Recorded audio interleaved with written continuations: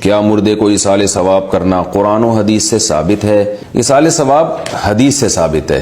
صحابیہ رسول اللہ صلی اللہ علیہ وسلم کے پاس آئیں، عرض کیا یا رسول اللہ ان امی توفیت عنی افاتصدق عنہا، یا رسول اللہ میری والدہ کا انتقال ہو گیا ہے، کیا میں ان کی طرف سے صدقہ کر سکتی ہوں؟ آپ صلی اللہ علیہ وسلم نے فرمایا نعم، ہاں صدقہ کر سکتی ہو۔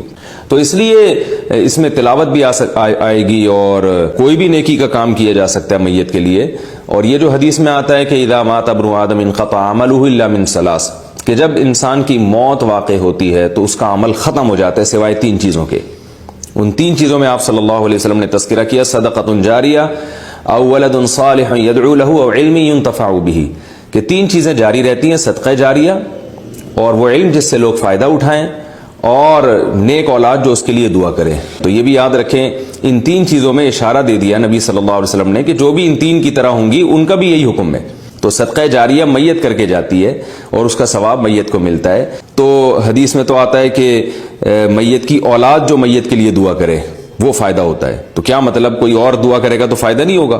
اس سے صاف پتہ چلتا ہے کہ جو تین چیزیں حدیث میں بیان ہو رہی ہیں، تین میں مقصد حصر نہیں ہے، کہ انحصار نہیں ہے کہ یہی تین، اس کے علاوہ بھی ہیں بہت ساری۔ تو یہ تو تین سے تو آپ صلی اللہ علیہ وسلم نے اشارہ کر دیا۔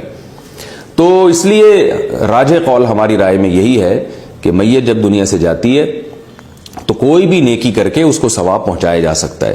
ہاں، یہ جو ایک اشکال کیا کہ رسول اللہ صلی اللہ علیہ وسلم سے کہاں ثابت ہے کہ کسی کے لیے آپ صلی اللہ علیہ وسلم نے ایصال ثواب کیا ہو، یا صحابہ سے کہاں ثابت ہے؟ تو یاد رکھیں، اجتماعی سطح پہ ایصال ثواب کا اہتمام کرنا یہ بدعت ہے، کیونکہ اجتماعی سطح پہ اگر کوئی عمل ہوتا تو صحابہ سے وہ ثبوت ہوتا۔